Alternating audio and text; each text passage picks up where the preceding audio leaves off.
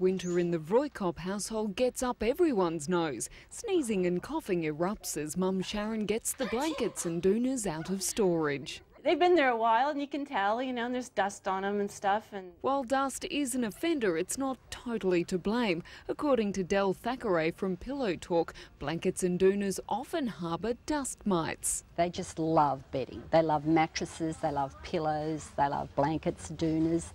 So yes, it can be a problem to some people. The good news, allergens such as dust, bacteria and dust mites can easily be reduced or removed. You should wash them or have them laundered. But how do you wash bulky bedding? Well, to show Sharon how to tackle the job, we've called on Toni-Maree Bishop, owner of elaundry. She says you can machine wash on a delicate cycle, but it's best to hand wash. They're so large and once wet, very difficult to manage. So it is a two-man job no matter what. And just as important, using the right products like a wool wash, or there's this eucalyptus allergen wash or specific dust mite wash.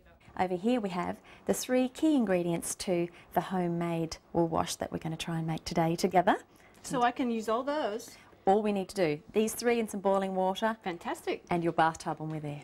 But not every blanket or doona can be washed at home. According to our experts, acrylic ones can be washed in the machine or by hand. Standard wool doonas should be professionally laundered, but wool blankets can be hand washed. And feather and down blankets and doonas can be washed, but be very careful. Look at your care instructions and just follow what they tell you to do. This doona here is one of our low allergy doonas, and it's not a dry cleanable doona, it's a washable doona.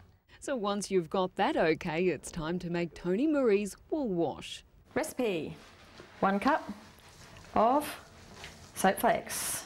Pour into a glass jar, bigger the better, and add boiling water.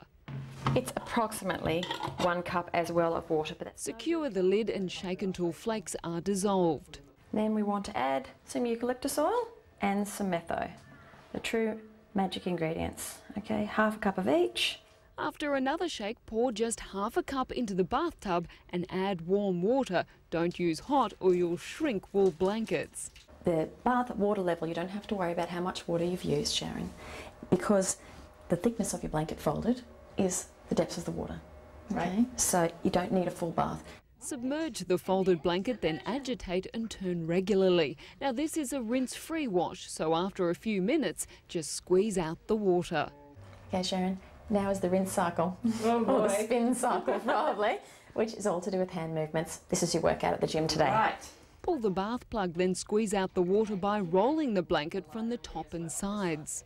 Okay, here we're at the clothesline. We've got 2 choices. Okay, we can get the fresh towels, which we have. We can hang them out or lay it out onto the grass, and that way we can keep ourselves a perfectly square blanket out on the towels. Okay. Option number 2 is hang it on the line, which we've got here in the sun.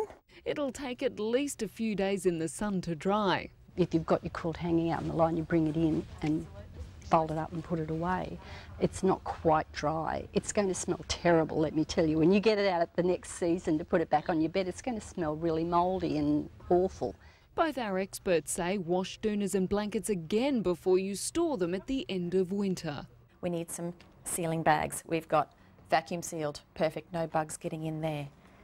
We have got zipper, easy access for underneath the bed as well, and Ziploc, all plastic, so definitely sealed and no bugs can get in. So for a fresh start to winter, give your blankets and doonas a good wash.